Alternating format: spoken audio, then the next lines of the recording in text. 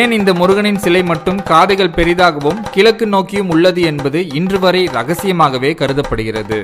ஆனாலும் பக்தர்களின் குறைகளை ஒன்றுவிடாமல் கேட்பதால் தான் முருகனின் காது பெரிதானதாக பக்தர்களிடையே ஒரு நம்பிக்கையும் இருக்கிறது. தண்டாயுதபாணி விக்கிரகத்திற்கு 4 விதமான அபிஷேக பொருட்கள் மட்டுமே தான் உபயோகப்படுத்தப்படுகிறது.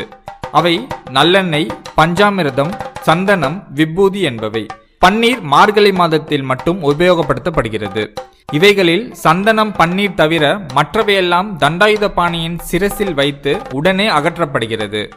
அதாவது முடி முதல் அடி வரை அபிஷேகம் என்கிற முழு அபிஷேகம் சந்தனத்திற்கும் பன்னீருக்கும் மட்டும்தான். இதில் சிரசு விபூதி என்பது சித்தர் உத்தரவால் பக்தர்களுக்கு வழங்கப்படுகிற ஒரு பிரசாதமாக கூறப்படுகிறது.